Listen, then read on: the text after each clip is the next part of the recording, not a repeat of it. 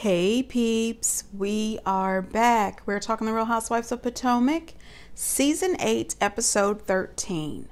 Hey, before we get into the video, please do me the honors of subscribing to my channel, hitting the notification bell so you can always be notified when I post new content, hitting the thumbs up because that does wonders for my channel, and share. Thanks. All right now peeps, before we get into the show and other housewife news, I mentioned this on my Beverly Hills video, but not all the peeps watch Beverly Hills, not all the peeps watch Potomac, so I just wanted to mention it here. I am going to finish out The Real Housewives of Beverly Hills and The Real Housewives of Potomac, and then I am going to take a break from YouTube. I don't know, honestly, if it's going to be a break or if I'm leaving YouTube for good. It's just, to be honest, at this time, I really feel like I'm going through some mental health stuff right now. I think it could just be seasonal depression. I'm not really sure. On top of the fact that YouTube is not really easy. It's a lot of work. It's a lot of time.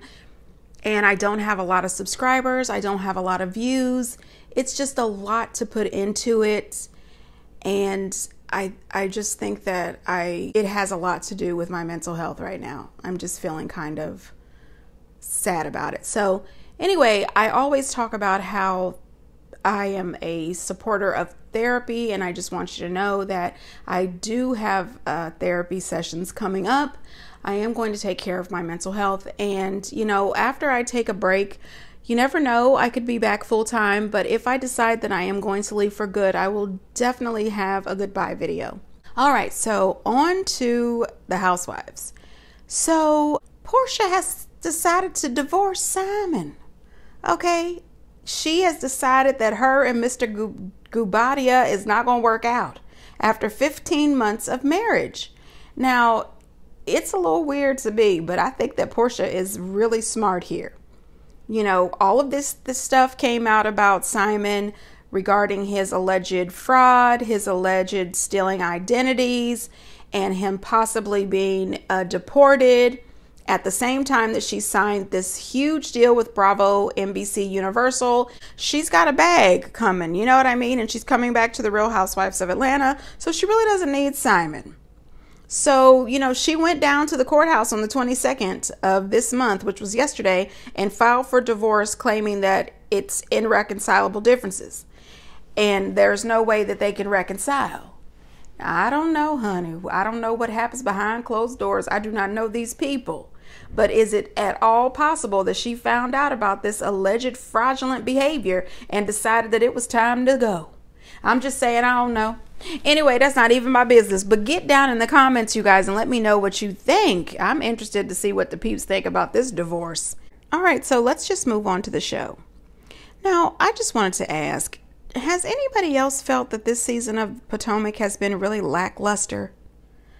I have not really been enjoying Potomac this season. It's okay. You know, we're 13 episodes in. They're filming the reunion, and we are still talking about Nneka and Wendy and her mom in that shrine. You know what I mean? It's not a lot going on. And we're in a season where Robin is planning the group trip. That was odd. I don't recall Robin ever being responsible for the group trip before. I don't know. Anyway, let's just get into it. So at the beginning of the episode, we see Mia and Gordon. They're talking, and she mentions that Karen called her a trick. And he says, you know, trying to be the best husband he could be, you know.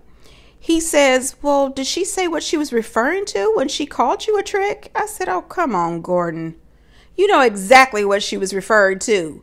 Now, later when they were down in the DR, she says that, you know, she was one of the ladies that was down in the DR with the husbands, you know, when they were on golf trips. That's why she said you were a trick.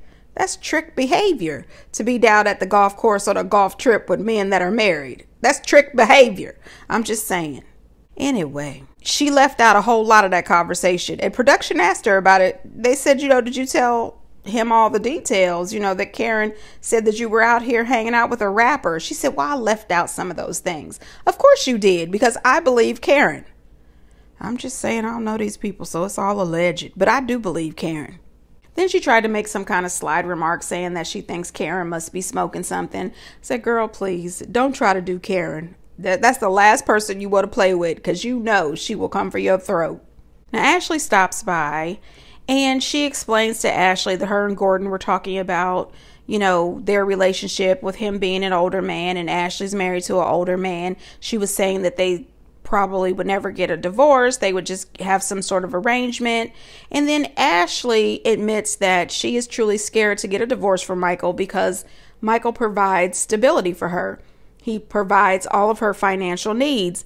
And I first said to myself, I said, now I remember her at one of those reunions getting smart with Candace, trying to say that Candace needs to learn how to stand on her own 2 feet without her mama's help. I stand by the fact that I think as an adult, at some point in time, you do need to be responsible for yourself. I had a spouse. Are not. Okay, I thought so. I thought I remembered that. No, ma'am. No, ma'am. No, ma'am. You need to learn how to stand on your own 2 feet. You know, she mentioned how, you know, her mom, Sheila, fell off a little bit and they got evicted a couple times and they were sitting out on the curb, you know, with all of their possessions. And I can understand that. I can understand her being scared and worried and upset, and that being very hurtful. But I really wish Miss Sheila would have told her that you are strong, you are capable, you are able to be independent, you are able to support yourself and your children and not be evicted.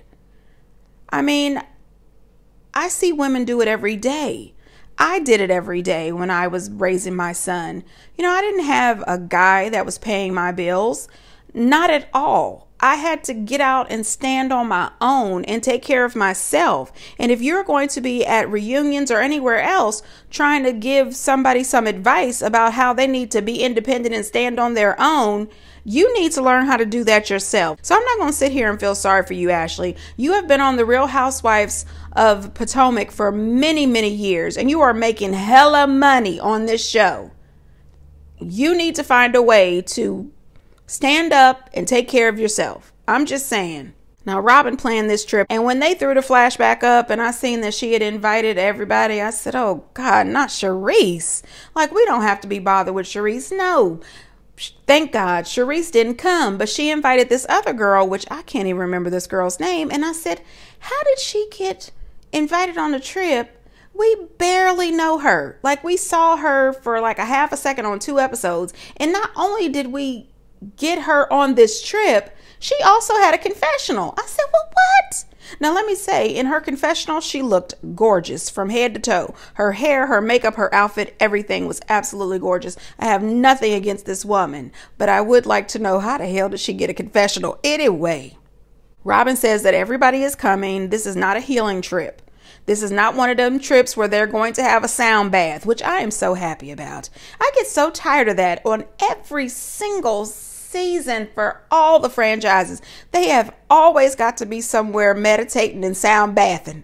We are Reikiing and all this other stuff. Stop this, because you sit there quietly for a few minutes, they're doing the sound bath, and then everybody falls off to sleep, somebody's snoring, everybody's just peaceful because you sleep, you know. And then as soon as you wake up, you sit down, you're getting ready to have a little lunch. The next thing you know, everybody is arguing, screaming, and hollering, and all the good Reiki, the good energy, the good karma, you done messed up everybody's chakra again. I mean, I hate those. Why did we get here? Anyway, I'm just saying, oh my goodness. When I go to my therapy appointment, I hope she don't try to sound bath me, because I just don't want it. I'm going to tell her to. I don't want it. Anyway, Karen says, well, she understands why Robin doesn't want this to be, you know, a healing moment, you know, with everything that they've heard about Juan and him, you know, at the hotel and receipts and everything. I said, oh God, please let this go. Candace is doing too damn much. Okay. She's in her confessionals talking about the Dominican Republic is big enough for her and all of her fabulosity. She can definitely be there with Robin's dry ass. And I said, now, wait a minute. Weren't you the one crying over y'all's friendship? You wanted to get back together. You loved her. Get out of these confessionals, talk shit about this woman. Now move on. All right. So Nneka and Wendy meet up for lunch. And this was the biggest part of the show, and it started right at the beginning. You know what? Some of this I am 1000% behind Wendy, but some of it I'm kind of with NECA too, just a little bit. First of all, can I just say that I thought that both of the ladies looked amazing. I loved it. They were very cute. So anyway, so they sit down. They just order a little water. They didn't get a chance to order a little lunch or anything. But NECA comes in and she seems like she's on the up and up. She says that she would like to move forward. But Wendy, you know, she comes in and she's just like, girl, I ain't got time for this shit. You know, you can tell that she is really not here for it. And I'm going to say this, and I need to be clear with it. I understand where Wendy is coming from when she says, you talked about my mother. Now, everybody who knows me knows one thing. You can say whatever you want to say about me. You can call me everything but the child of God. You can do whatever you want when it comes to me. But talk about my mama or my son, my siblings, it is on. Do you understand me? It is on, okay? Every time I see you, it is on sight. Like, do not talk about my mom.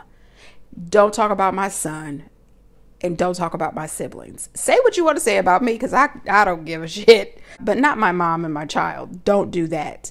So I understand where Wendy was coming from there. When they show the flashback of Wendy's mom, and Wendy is asking her about this phone call and about the shrine and everything, I said this in my previous video, and I will double down on that. I think that Wendy's mom is lying. I cannot say she's lying because I don't know these people. I was not there, but she seems like she was absolutely lying. I think that Wendy's mom did say some of those things. I don't think that she's a witch, and I don't think that she really has a shrine, but I do think that she said something to Lebby. Now, my problem with this is NECA got all of this secondhand. You didn't get this from Wendy's mom. Like, Wendy's mom didn't get on the phone and call you at your house or on your cell phone and tell you that she was putting your name in the stride because you know, did X, Y, and Z. But I think that her mom may have said something to Lebby. Now, she's telling Wendy that this has impacted her whole family. It has impacted the people of Nigeria. You know what this means. This is ridiculous to me, because when Wendy asked her, what did I do to you? She wasn't able to say anything. She was just able to say that Wendy's family. But that's alleged. You didn't hear it. This is secondhand. You're getting hearsay from Legba. Or Legba. Leba. Damn it, I don't know. Anyway, the thing is you came in hot. You came in hot. When you first met Wendy, you could have came in, said hi to all the girls, met all the girls, had a good time, and then pulled Wendy off to the side and said, hey, I just want to talk to you a little bit, and explain to Wendy the situation. You could have came in like that. So, but you getting in your confessionals talking about how when you found out there was another Nigerian on the cast, which, first of all, that just sounded like a lie off the rip. Wendy's been on here for several seasons now, so you knew that she was the Nigerian that was on this cast. And then you tried to say you guys could have been Nigerian sisters. You could have been listening to Afro beats together. No, ma'am, not the way you came in here. No, ma'am. NECA says to Wendy, I do apologize for calling your mom a witch, and I also apologize for calling you a bitch. But Wendy wanted NECA to say that she was also sorry for the false allegations, and NECA wouldn't say that. Now, here's where I lie with NECA a little bit. I would apologize for calling your mama a witch. I would also apologize for coming into the group acting crazy like that. And I apologize for calling you a bitch. But if I truly believe that my cousin Legba have told me that your mama wanted to put me in a shrine, I'm not going to apologize for that. Like, you want an apology from me and you want me to be honest. Honestly, I think your mama said that. You know, I'm just saying. And Wendy could have apologized to her too for calling her a crackhead. That's all I'm saying. I'm just, you know. Wendy just gets up and leaves because she says that what is her name again? NECA don't want to be. Oh my gosh. NECA doesn't want to be friends. She doesn't want to move on. And, you know, After the way she behaved down in the DR when Wendy was trying to give that toast, I don't think that she really wanted to move on anyway. I thought that was a little bit rude. But she's sitting there breaking the fourth wall at the middle of the restaurant crying. Girl, please, please, please let this be over and let this be done. 13 episodes in, I don't give a shit. If Wendy's mom really is a witch, I don't give a shit. You know what I mean? Just, ma'am, don't put my name in the strine. I'm just saying. I mean, this is ridiculous. Let us live. Shit. I'm tired. So then we see Candace and Chris. And, Candace at one point, her and Chris is having this conversation. She goes to pick up these papers and she steps into the couch with her feet and walks over the side of the couch. Then she steps back into the couch. And I was upset. I said, shit, why am I upset? That's her couch. That's her couch. But you don't do that shit at my house. Anyway, I work hard. I pay for everything on my own. You are not about to stand up and step your feet into my couch. I don't even care if you're cute in two. You know what I mean? Take your cute 2-year-old butt off my couch. I'm just saying. Anyway, Chris was asking her about this new fancy purse that she bought for $2,395. And he said, well, you were out shopping and you probably don't even need it because you've had this for 2 weeks. And you just now took it out the bag. Listen. Let the woman have her retail therapy. However, they go back through the same argument that they have every season. And here's where I have to say enough. Okay? You guys get some therapy. Why do we have to have this same storyline every season for Chris and Candace? Either she's not home spending enough time with him or he's not home spending enough time with her and they are back and forth. Now, she didn't say that he don't have a job. No. She didn't say that. She didn't say that this dude is not working, but she did say that he has a YouTube channel. Okay, he is content creating. Good luck, Chris. I'm sure you're going to do great. But if Chris is making, YouTube content, you can do that on the fly. So if you really do miss her, you want to spend more time with her, why don't you just go touring with her? Get on the tour. I mean, maybe you're not going to be able to do all your fancy cooking videos while you're on tour, but you can always stop at a local restaurant.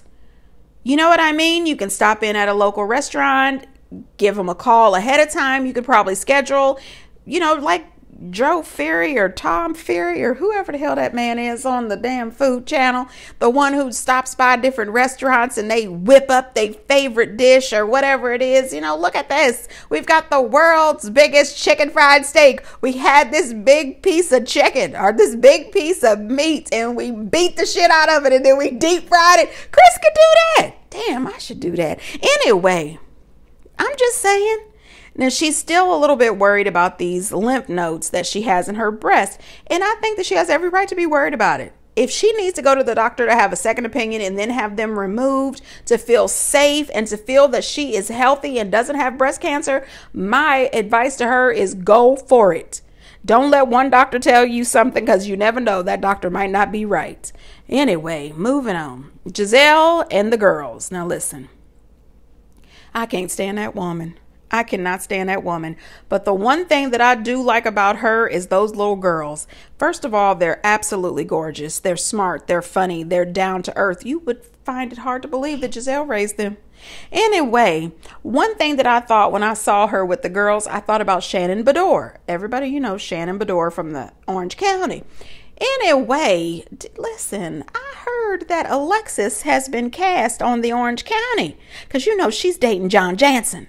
And when I see her out on the streets in the paparazzi photos with John Jansen is all over her. Okay, he is here for Jesus Jugs. Now, I didn't call her that. That's what Tamara calls her. Anyway, how the hell? Anyway, I thought about Shannon because remember, there was Shannon's oldest daughter, and then she had the twins, and Giselle has the twins. And then we saw her send her oldest daughter off to some school in Oklahoma. I don't know. And she was devastated about it. And then a year or so later, she sent the twins off to college. One went to Paris and the other went to New York. And she was just devastated. And this is the same thing that Giselle is going through. I understand.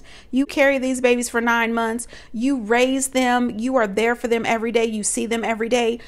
And when they leave, it's just like, damn, I'm letting my heart walk out the door and they're just out there with the whole world. And they showed the graduation and the celebration afterwards. I cried because I totally get it. I didn't notice that Grace's name was Grace Giselle Bryant. I don't know how I feel about that, but that ain't none of my damn business. Anyway, let me move on. Robin, Nneka, and Mia meet up for shopping. Mia makes some kind of stupid comment that her and Karen are fine. She understands how Karen behaves when Wendy's around. You're not about to do it. You're not about to do it. Now, Wendy was nice enough to slide over to the side and get off your neck after your crazy behavior last season. But you want to try to make it seem as if Karen performs for Wendy. No, ma'am. Karen lights your ass up no matter who is around. There has been many a times that Wendy has been nowhere in the vicinity and Karen has had to light you the hell up. So don't try to make it Wendy. You're only doing that because you know that Nneka and Robin don't like her. Stop with the bullshit, Mia. Nneka makes some kind of comment about she tried to apologize to Wendy. She apologized for calling her mom a witch. She apologized for calling her a bitch, but Wendy just didn't want to accept her apology. And Robin makes some kind of comment. She just doesn't want to move forward. Just thought to myself, I know this ain't Robin. I know this ain't Robin. Girl, you and Giselle both have been holding a bitter grudge against Wendy for 2.5 seasons over some shit that y'all started. Ashley has been holding a grudge against Candace for 4 seasons, but Wendy should just accept Nneka's apology because you think she should. This is the hypocritical type shit that I just cannot stand. One thing that I do like about this cast is that all the girls in the cast, they're in their 30s, 40s, 50s, and 60s. And they can really get along and they could have a great time and learn from each other if they would just act like adults. Jeez. So they finally make it down to the DR. Karen mentions that this resort that they're going to, or villa, is the same place that Ray goes to when him and his friends come on a golf trip. And when they first got married, she called him and a woman answered the phone. It turned out she said it was a member of housekeeping. But each of the villas have a housekeeper and they also have a butler. You know, Giselle, the first thing she wanted to try to say is maids don't answer the phone. You know, she had all of these little comments and digs that she wanted to make, and I said, well, you know what, you can make all the comments and digs you want to make because you've got plenty of experience of being cheated on, you and Robin. Anyway, Wendy is making a toast. She's saying, you know, she hopes that everybody has a good time, let's not be any drama, let's get drunk. And Robin and Giselle look at each other stupid. And then Nneka makes some kind of comment about no drama involving you or no drama with you or something. And I said, this is another reason why I don't think that you were sincere. Wendy was minding her business. This does not make sense. Also, I was thinking, how is it possible that they're going to be able to not have any drama? Giselle does not talk to Candace or Wendy. Wendy cannot stand Giselle or Nneka, and she halfway puts up with Robin. Robin, again, cannot stand Wendy, and she's not talking to Candace. Candace would rather beat the hell out of Giselle than talk to her, and she is not talking to Robin at all. I said, well, what the hell is happening here? This is ridiculous.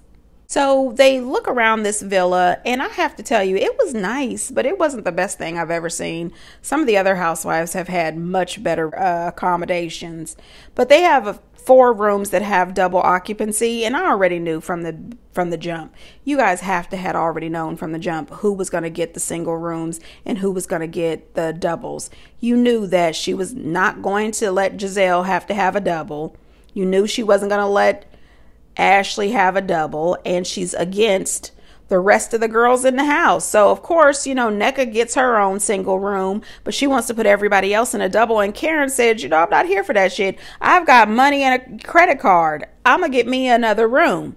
Robin tries to get a little bit of an attitude. Listen, Karen has to get her all the way together. Karen told her to go on with her raggedy ass or something, and then Ashley says, well, how are you going to get a new room if Robin's already divided the rooms? Karen says, easily, Ashley. It's called Benjamin's. She ends up not being able to get her own room because She says that the hotel manager got scared of them when they were screaming and yelling. And so I guess she decided not to let Karen get her own room. And so Ashley volunteers to share with Mia, because Karen said she wasn't going to share with Mia because Mia's always saying dirty, underhanded stuff behind her back. And Ashley said, well, you can have my room and I'll share with Mia. And then Robin tells Karen, you owe me an apology. And Karen said, you need to get the fuck out my face. I said, oh my gosh.